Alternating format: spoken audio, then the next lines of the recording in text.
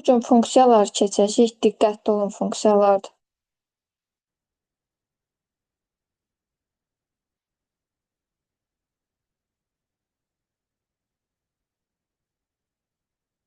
Funksiyaları deməmişdən qabaq Excel-də xətalar var.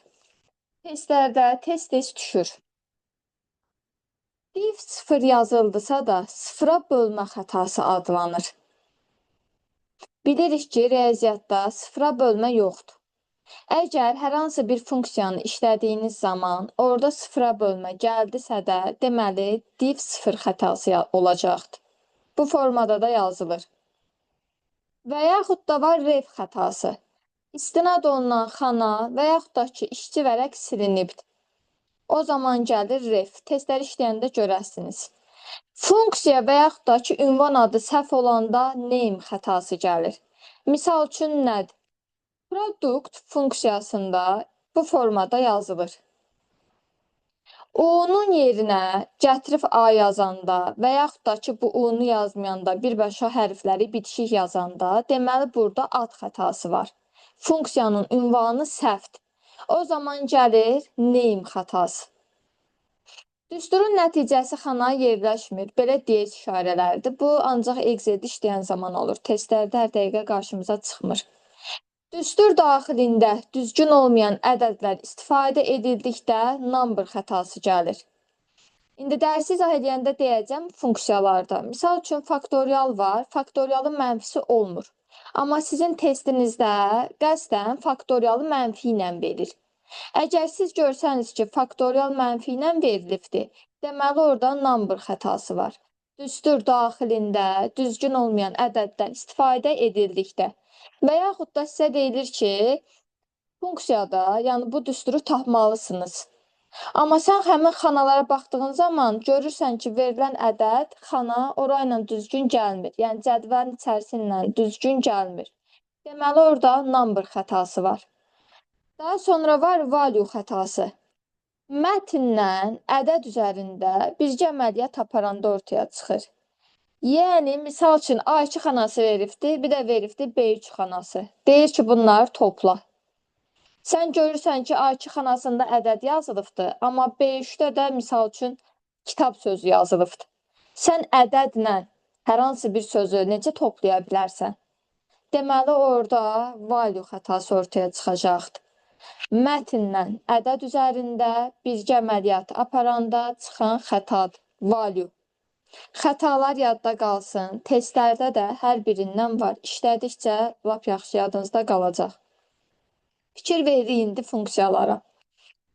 Var riyazi funksiyalar, statistik funksiyalar, mətindir, bir də məntiqi funksiyalardır.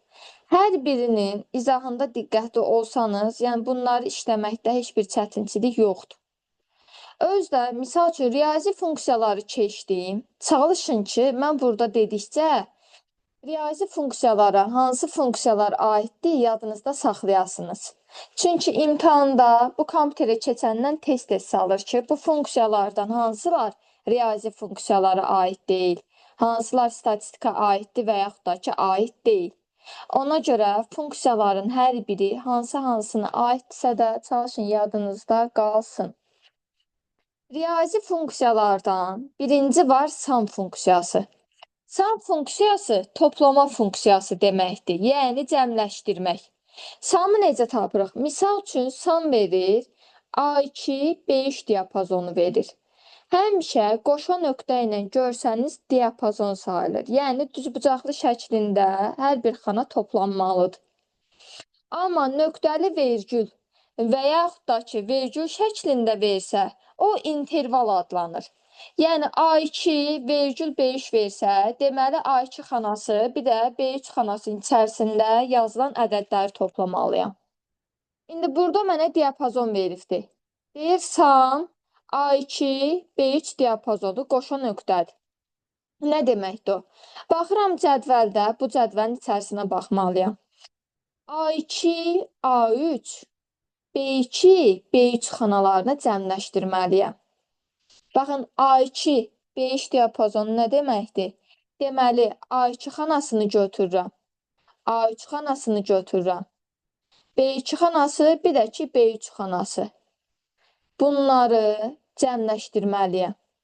Bunları toplayanda 5, 6, 0, 1 elədi 12. Yəni diapazon deyəndə sonuncu xanada B3 deyilsə də, birincidə də A2 yazılıbdır. Deməli, sən orada həm A2-ni götürməlisən, həm A3-ü. Baxın, əsas bu yerini tutdunuzsa da, bunlarda çətinçilik olmayacaqdır. Daha sonra var samif. Sam toplamadır, if də şərti ödəmək deməkdir. Deməli, şərti ödəyən ədədləri toplayasınız. Samif A1 B3 diapazonu veribdir. Böyükdür 4-dən. Nə deməkdir? Deməli, 4-dən böyük olan ədədləri verilmiş diapazona uyğun toplayacam. A1, B3 deyirəm. Deməli, A1, A2, A3. B1, B2, B3. Bunların ümumilikdə hər biri gedir bu xanaların. Hər birini toplamalıyıq, amma 4-dən böyük olanları. 4-dən böyük olanlar da 1, 5-dir, bir də ki 6-dır. Bunlar toplayanda neçələrdir? 11. Deməli, sam eləcə cəmləşdirməkdir. Diapazondakı ədədləri toplayırsan. Samifdə sənə verilmiş diapazonda şərti ödəyən ədədləri toplamalısan. Həmişə yadınızda qalsın ki, if şərti ödəmək deməkdir. Daha sonra var APS. APS moduldur. Modulda mənfi verilibdirsə də xananın içərisində ədəd müsbətlə çıxmalıdır. Bunu yadda saxlamaq lap sadədir. Nəyə görə? Çünki burada nə interval olmur, nə də ki diapazon olmur. Sadəcə bizə dənə xana verir. Görürsünüz, APS C2 xanası yazılıbdır.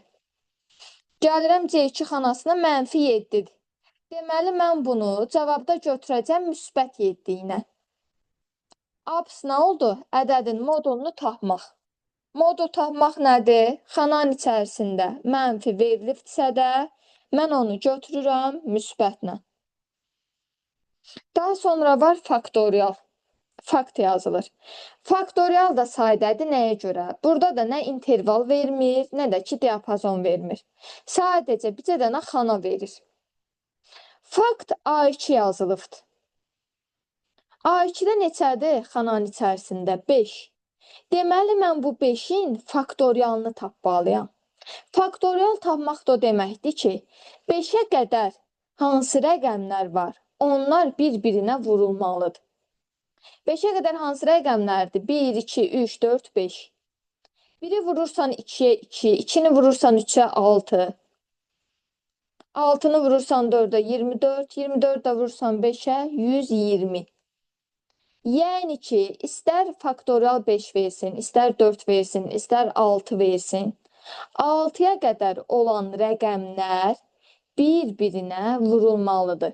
Yəni, faktorialın əsas şərti odur.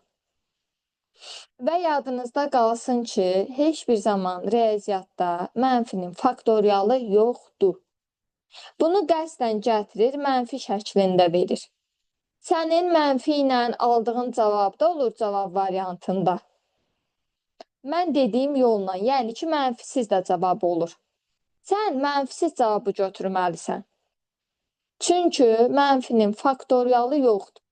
Əgər gördünüz ki, mənfi ilə verilibdir faktorial, orada nəyi götürəsiniz? Name xətasını. Üzrlüsən, daha doğrusu number xətasını. Deməli, düstur daxilində düzgün olmayan ədəd istifadə olunubdur. Testdə var və işləyəndə görəsiniz. Mənfinin faktorialını götürmürsünüz, yadınızda qalsın. Daha sonra var power. Power qüvvətə yüksəltmək deməkdir.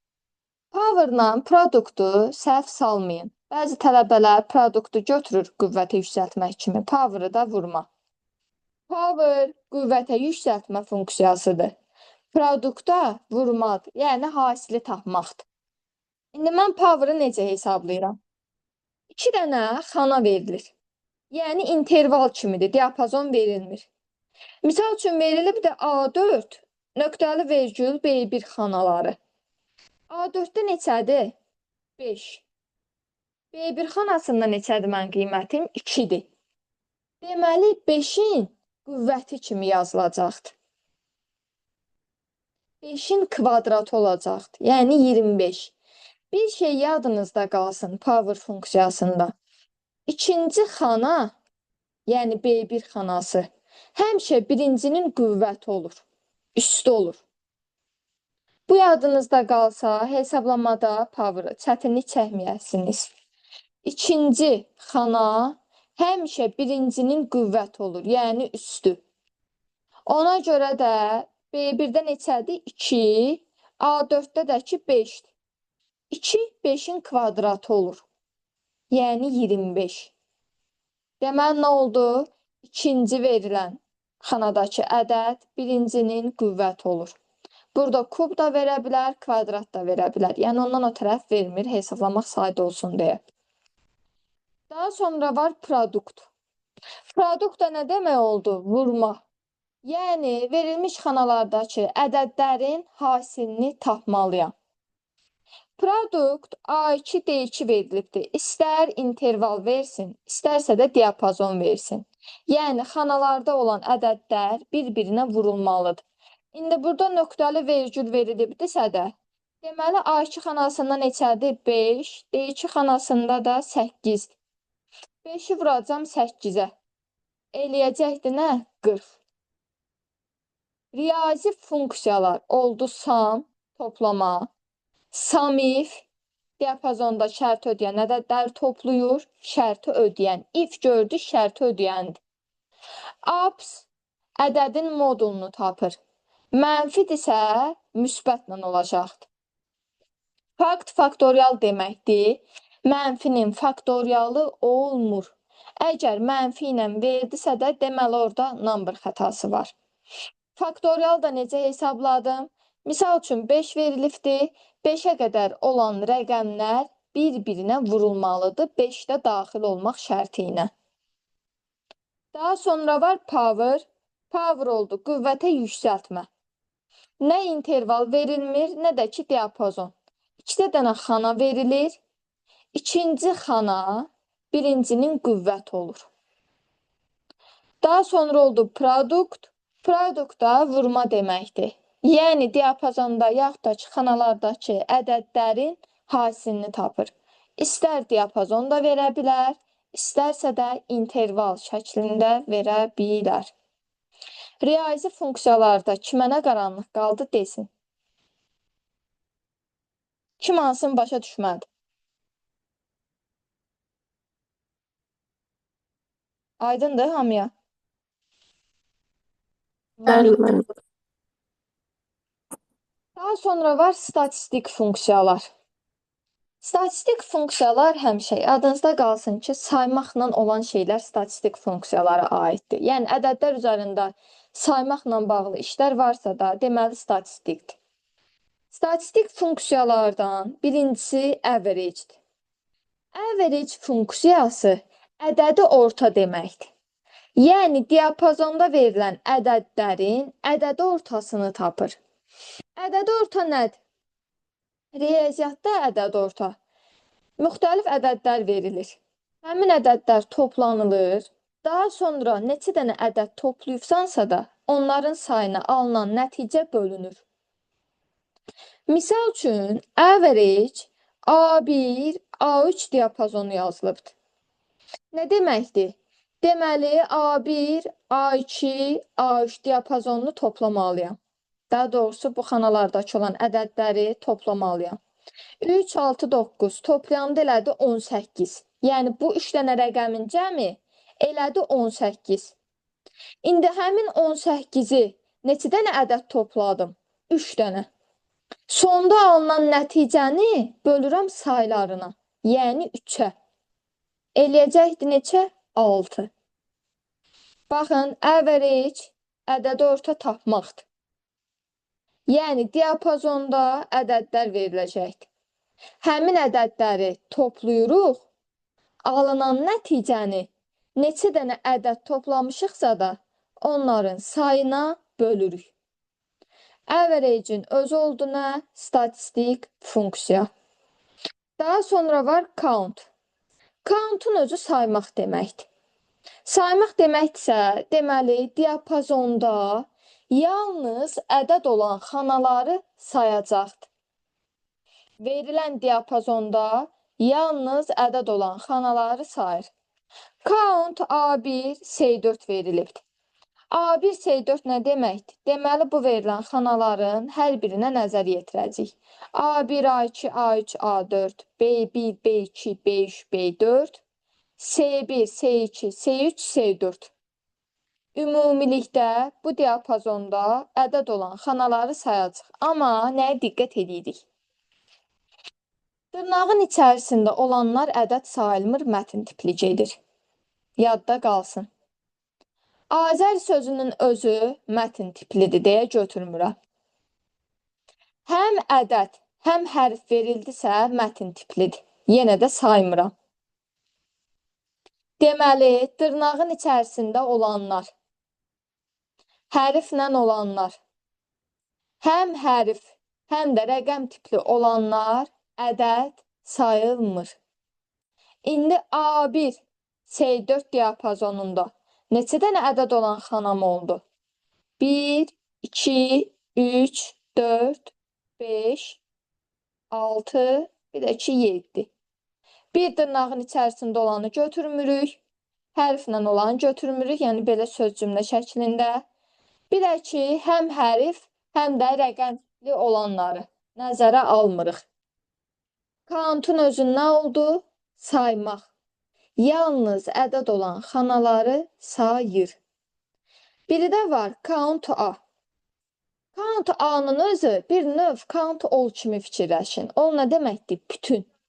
Count A da bütün boş olmayan xanaları sayır. Yəni dolu xanaları götürəcəyik. A1, C4 diapazonunda dolu xanalarım neçə dənədir? 4, 4, elədir 8, 3 dənə də buradan 11. Baxın, countdur, count A-dır, count if-dir. Bunlar çox vaxt tələbələr qarışıq salır. Count deyəndə yalnız ədəd olan xanaları sayır. Count A deyəndə bütün boş olmayan xanaları sayır. Yəni ki, dolu xanaları götürürük. Biri də var, count if. Count if-də şərti ödəyən ədədləri saymaq üçündür. Misal üçün verilər ki, eynən sum if-dəki kimi. Sum if toplamaq deməkdir. Amma count if saymaqdır. Şərti ödəyən ədədləri sayacaqdır. Misal üçün deyəcəm ki, A1, B3 diapazonunda 3-dən böyük olan ədədləri say. 3-dən böyük olan ədədlər neçə olacaqdır? A1, B3-də. 12, 6, 9. 3 dənə ədədi götürəcəm. Yəni, burada əsas məqam saymaqdır. Daha sonra var maksimum, minimum, bunlar da ki, sadədir. Maksimum deyəndə verilən diapazonda ən böyük olan ədədi götürəcəm. Ən böyük olan ədəd. İndi A1, C4 diapazonunda maksimum, yəni ən böyük olan ədəd neçədir? 110. Minimumda deyəndə ən kiçik olan ədədi götürürəm. Ən kiçik olan ədədim də -7-dir. Statistik funksiyalar oldu average, ədəd ortanı tapdıq. Count, yalnız ədəd olan xanaları sayırıq. Dırnaq içərisində olan mətn tipli, həm hərf, həm rəqəm tipli olan ədədlər mətn tipli sayılır. Yəni, ədəd kimi götürmürük. Count A deyəndə bütün dolu xanaları sayır. Count if deyəndə şərti ödəyən xanaları sayır. Maksimum deyəndə verilmiş diapazonda ən böyük olan ədədi götürürəm. Minimumda deyəndə ən kiçik olan ədədi götürürəm. Bunlar oldu nə? Statistik funksiyalar. İndi statistik funksiyalarda kimə nə qaranlıq qaldı desin. Baxın, indidən nə sualınız olsa verin ki, testi işləyəndə çətinlik çəkməyəsiniz.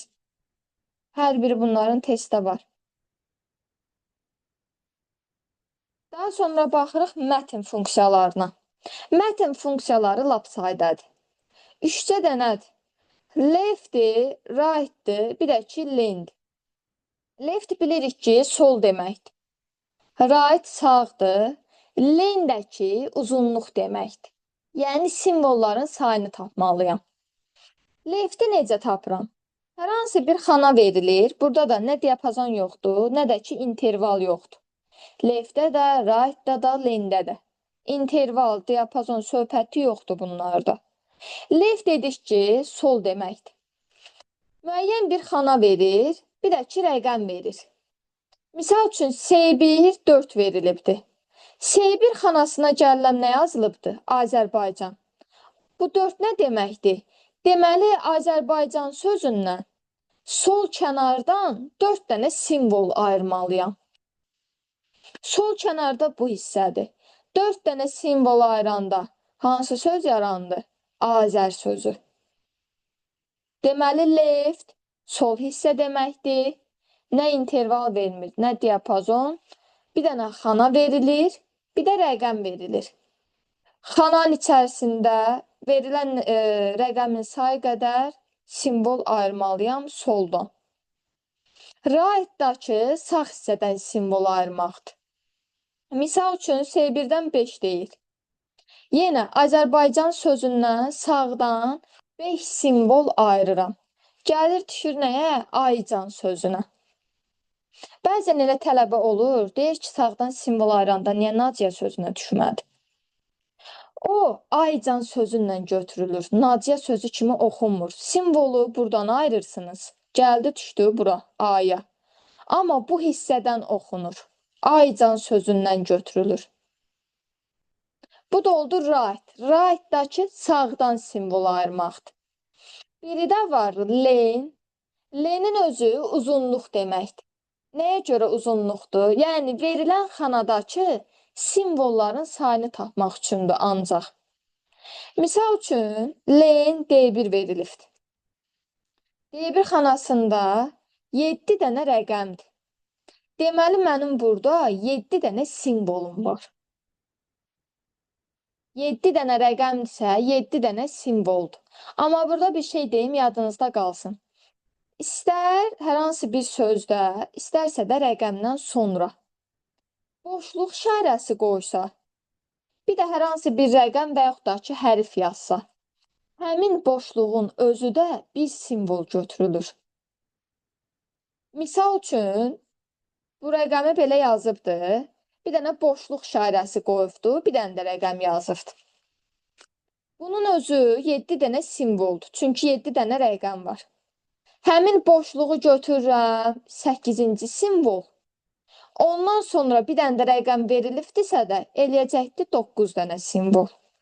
Yəni, əsas məqam verildi söz və yaxud da ki, belə rəqəm şəklində. Bunlardan sonra boşluq işarəsi qoyuldusa da, həmin boşluğun özünü də götürdüm simvol. Yəni, sayanda həmişə diqqətli olun o boşluq işarəsinə. Qarışdırmaqdan ötürü əksər vaxt tez-tez salır. Deməli, mətin funksiyaları da oldu. Left, right, bir də ki, len funksiyası. Daha sonra baxırıq məntiqi funksiyalara. Əsaslardan biri də məntiqi funksiyalardır. Məntiqi funksiyalardan var if, and, or, not, true, false. Not, true, false sadədir. Əsas fikir veririk if, and, or-a. If funksiyasında nə deməkdir? Bayaqlarım samif var idi, countif var idi. Deyirdim ki, if şərti ödəmək deməkdir, ümumiyyətcə. If funksiyasında bir dənə belə şərt verir. Misal üçün, deyir ki, A1 A2-dən böyükdür. Bu şərti verdi, şərtin budur. Əgər bu verilən şərt ödənsə, işləyirəm hə cavabından. Hə cavabım həmişə birinci olan cavabdır. Yəni, bu cavab. Əgər bu verilən şərt ödənməsə, işləyirəm ikinci cavabımdan. Yəni, yox cavabından. Baxırıq bura, deyir ki, A1 böyükdür A2-dən. Gəlib baxıram ki, A1 xanasındakı ədəd böyükdür A2-dən. Xeyr, 140, 240-dan böyük deyil. Deməli, mən işləməliyəm yox cavabından. Yox cavabım mənim ikinci cavabımdır həmişə. Baxın, burada verilən bu ikinci cavab yox cavabıdır. Deməli, şərtim ödənmədisə də işlədim yoxla. Yəni, C2-ni vuracam 2-yə. C2 xanasında neçədir? Bu qisəyə də düşməyibdir. 600-dür. 600-ü vurmalıyam 2-yə. Eləyəcəkdir 1200. Baxın, if-də bir dənə şərt verilir. Şərtim ödənsə işləyirəm birinci nəticə ilə, yəni hə ilə. Şərtim ödənməsə işləyirəm ikinci cavabla, yəni yox cavabından. Həmişə də yadınızda qalsın ki, birinci verilən cavab hə cavabıdır. İkinci verilən cavab yox cavabıdır. Yəni bunların yeri heç vaxt dəyişik ola bilməz. Birinci hədir, ikinci də ki, yox cavabıdır. Daha sonra var AND funksiyası. AND funksiyasında 2 dənə şərt verə bilər və yaxud da ki, 3 dənə şərt verə bilər. Ya 2 verir, ya da ki, 3 verir. Əgər bütün şərtlər ödənsə, bu verilən bütün şərtlər ödənsə, sənin cavabın alacaqdır true-nu. Əgər bu cavablardan, daha doğrusu bu şərtlərdən bircə dənəsi ödənməsə, sənin cavabın olacaqdır false.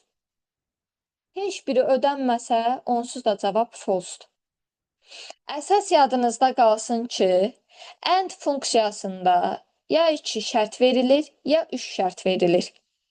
Şərtlərin hər biri ödənsə, işləyirəm true ilə, yəni doğru ilə.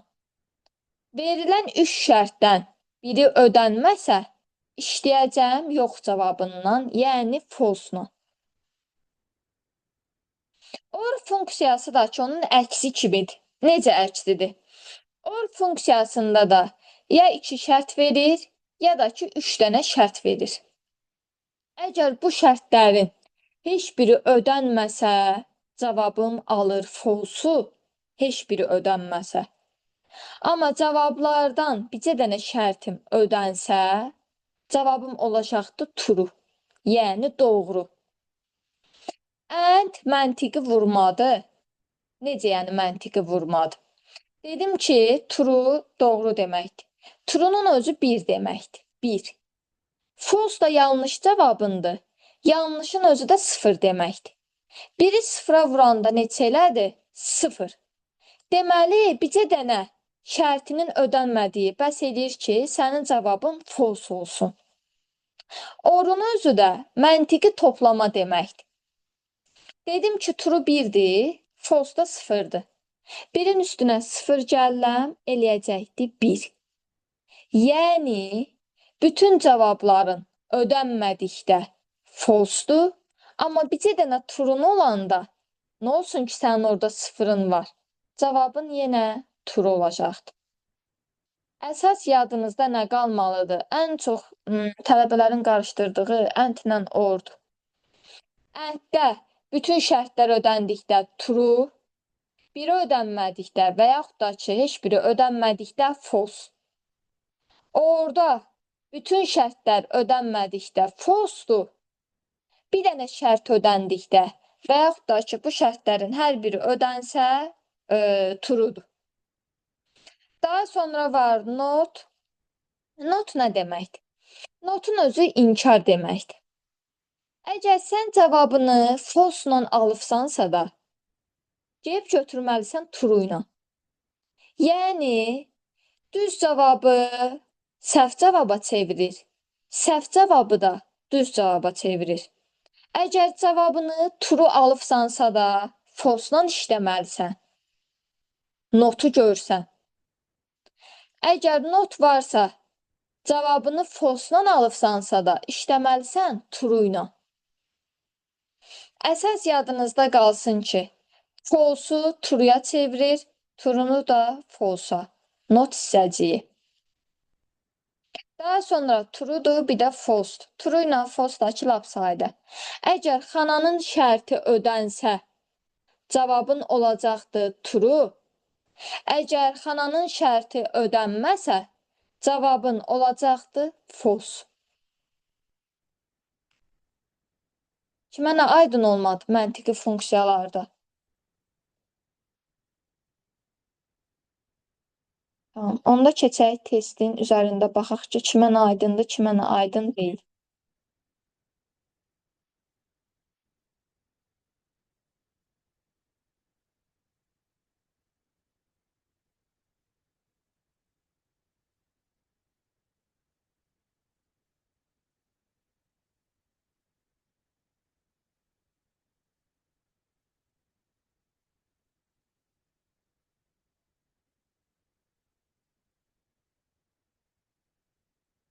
Elə bu açılmışdan 157-yə baxın. İşləyin nəticəndi.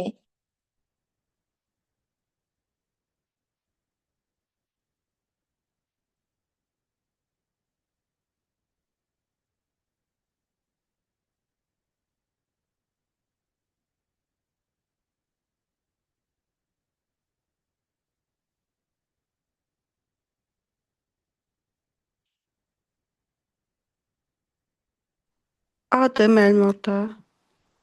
Doğrudur Müşan. Mən bu testdə hansı səhifədir? Burada yəni Yoxsa 157, 157.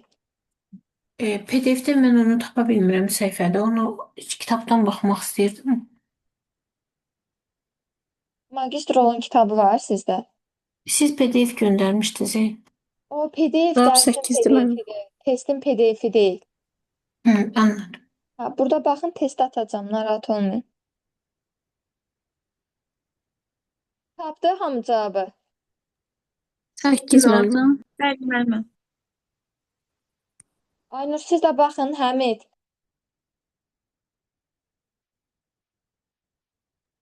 Mən izaha yarıdan qoşuldum. Mən rekorda baxıb sonra işləyərəm də testləri.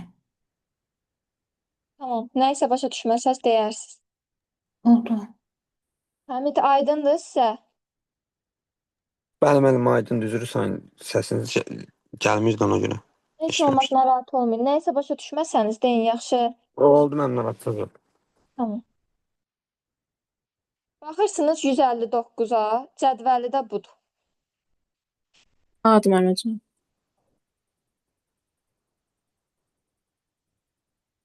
Səhvdir, Səidə, diqqətli ol. Niyə adı? Faktorial 5-də mənfidən 2 çıxır axı. Mənim C-dir. Müəllim, numdur. Number, səbəndi, Ay səhvdir. sağ ol, numberdir. Səidə, Mənfi çıxmır. faktorialda mənfi olmur da axı dedik. Absda da mənfidən müsbət çıxma. Hə, bildim. Baxın, ona görə deyirəm ki, orada diqqətli olun. Ona görə dönə-dönə izah eləyəndə dedim ki, testdə var. 60-a da baxın.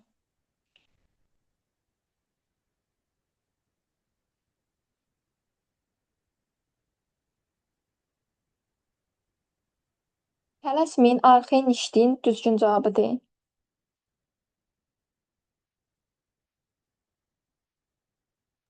13 olacaq. 13-dür. Güzel.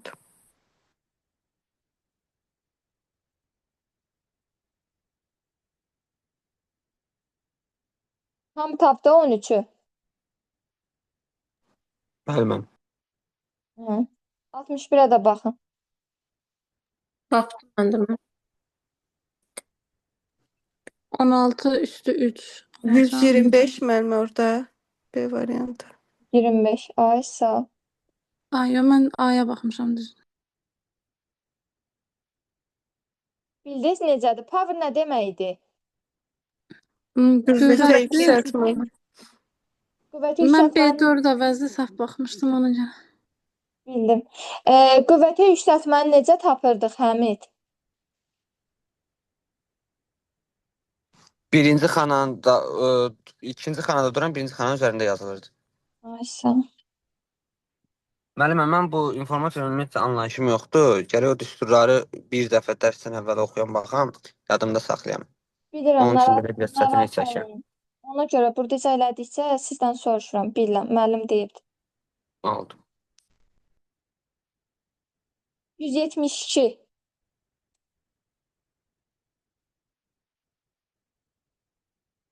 İki də burada. Bayaq deyil. Ay sağ ol. Bayaq dediyin budur Səidə. Apps modul. Bildim, Bildin. başa düşdüm. 73-ə də baxın.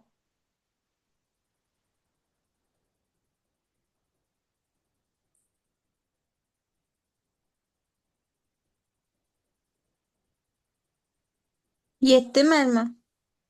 7. Nəyə görə 7? Len nə deməkdir? Simvolların sayını tapırdı xanadakı. Ay sağ ol. Hansı tip funksiyalara aiddir? Mətn funksiyasıdır. Funksiyası.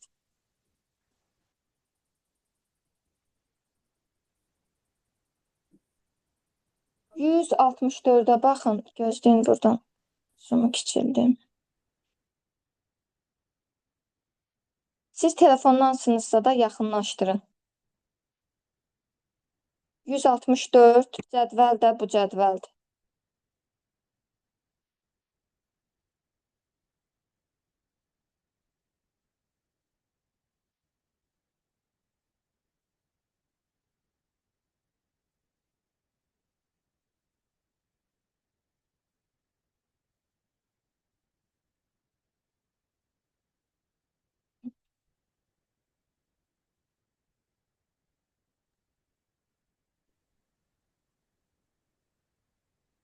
Mən orada A4 Burada C1-dən böyük deyilsə, Bir dəqiqə Nurani, işlək cavabı tapaq, digərləri də desin, sonra izah verək. aydın. məncə valuedir burada. Nəyə görə Mən value? də elə fikirləşdim ona görə. Mətndən nədir bu rəqəm olur da. Ay sağ Məncə ol. də B-dir müəllimə. Şərt ödənmir, ikinci ilə həll eləyirik, o da alınmır. Biri rəqəmdir, biri yazı. Ay sağ ol. Deməli, nə xətası oldu? Value. Ədədlə mətn üzərində Mətn. birgə əməliyyat aparılır. Yəni, əsas başa düşdük ki, if-də şərt verdi. Birinci cavabım şərt ödənsə, hə cavabından işləyirəm. Şərt ödənməsə, ikinci cavabım yox cavabıdır. Maksimum, minimum asandır. Baxırsınız 167-yə. Burada diqqətli olun. Tələsməyin. Aman heç xoşum gəlmir də. İmtahanda da belə Evet. salırlar. Bilirəm, xoşum gəlmir, sənə ona görə verirəm. Amma yolunu bilirsən, ərinmə, diqqətli ol.